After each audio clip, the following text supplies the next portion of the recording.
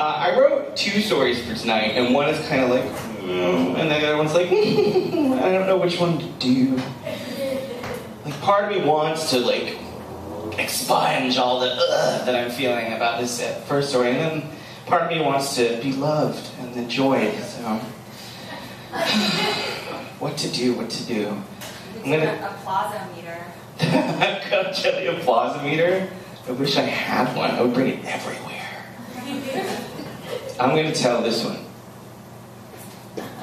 So, I met my first transgendered person when I was around 21-ish. I should say pre-transgendered because she didn't know yet, or if she did, she hadn't let on to any of us. But I'm going to refer to her as Melissa because she would kill me if I said what her former male name was. She prefers to pretend that it never happened, and we all encourage and support that. But the first person I met wasn't Melissa. I met Ricky.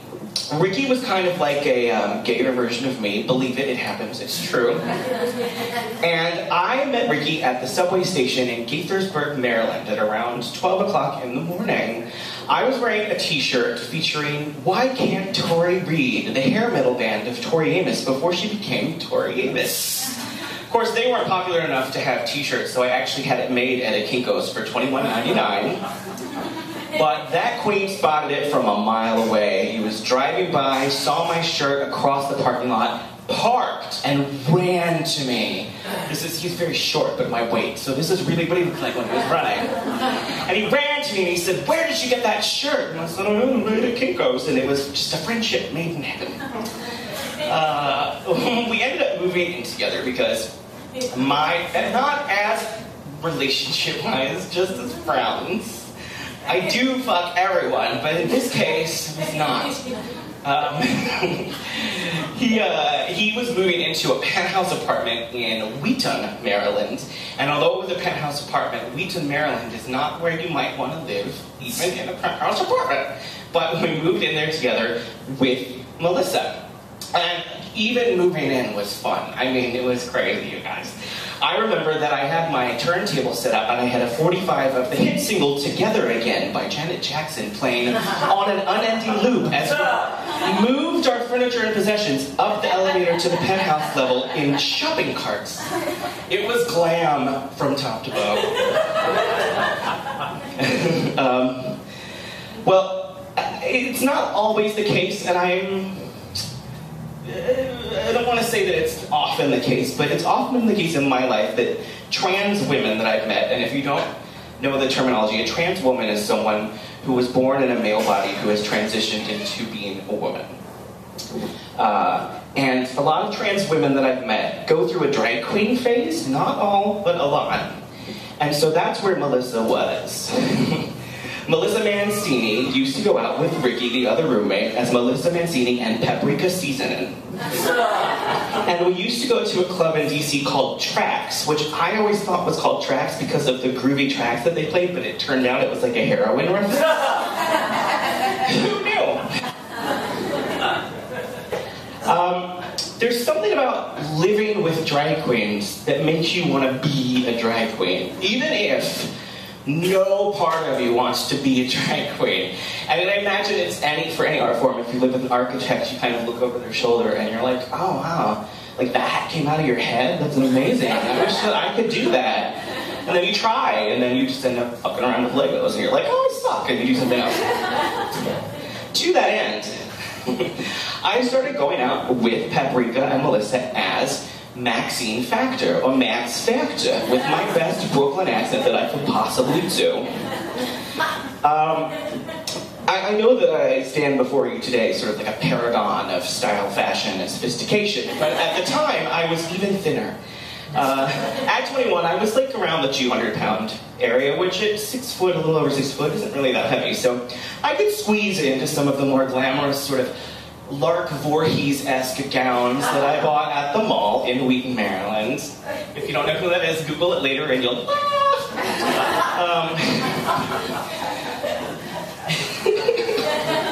I love her. I was not a pretty lady. I was sort of like a charming mix between Winona Judd and like Winona Judd in her DUI picture, like somewhere in between there. I think part of it had to do with the fact that those two were not giving me the best accessories and tips. You know, they wanted to look good, and everybody knows that if you bring someone with you who looks a little bit less good, you look fabulous. So, I just was not working for me. And we used to go out in DC with Cookie Buffet. Yes, I know, but listen.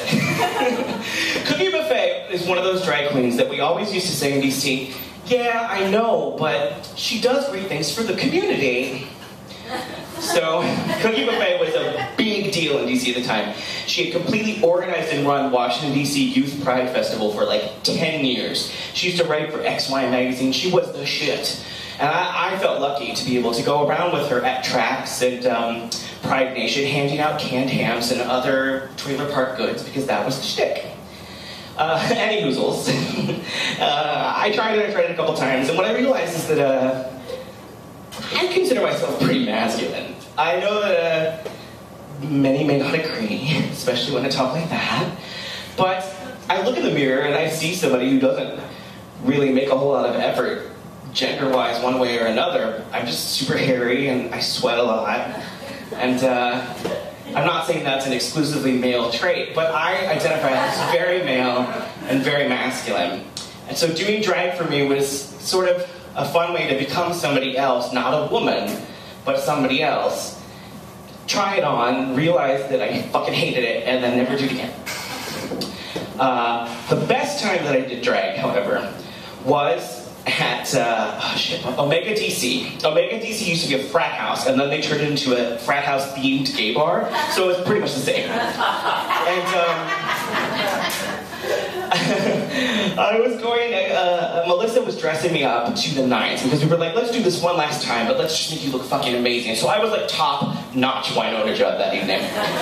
But there was this huge bitch fight on the way out the door because Ricky and Melissa did not want to loan me any of their good heels. And look, you can look amazing, but if you're wearing flats, the whole look just falls apart. So, Melissa put me in some of her flats, but Melissa had big old boat feet. So they didn't fit right, and I was flopping around, and I had this dress, so it was just a pain in the ass to begin with, and these shoes were not feeling. So she took some flesh-colored pantyhose, and she cut them in strips, and then tied the shoes to my feet in like crisscross bondage style.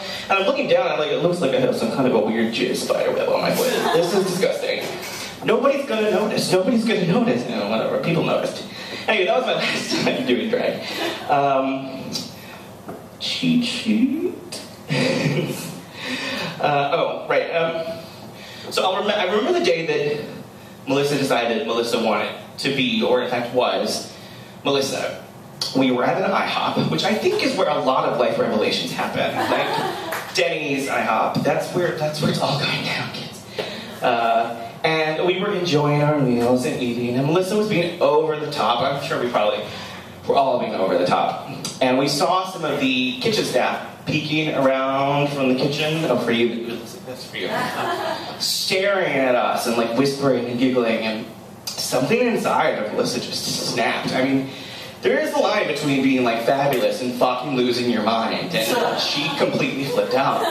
And I'll never forget, she demanded to see the manager, and the manager came over, and she was just, you know, who the hell do they think they are? They're fucking making fun of us. We're paying for our meal just like everybody else. You got a problem with me? You think there's something wrong with me? Why don't you tell me all about it? Come on, let's discuss the situation, you motherfucker. Just this whole explosion.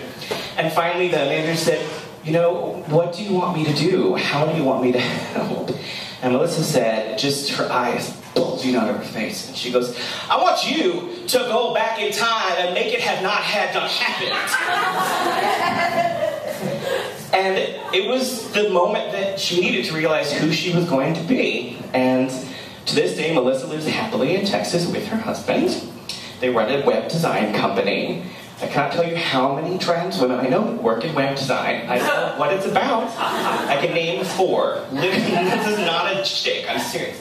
But I truly believe that, to wrap it in, for me, that was a transitional moment for me too, because I've always been left center, whether it's because I'm gay, or because I'm overweight, or now in my 30s because I'm going bald, or I am myopic and wear fabulous hipster glasses with no irony at all.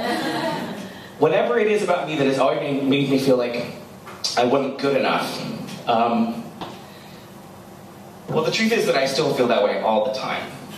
But I can think about someone in my life who involuntarily wore a disguise for about 25 years, and she realized that she didn't have to anymore. And I don't have to worry about what people think of all the shit that I think is wrong with me, because even if they're right, I'm fucking amazing. Come on. So that's my story.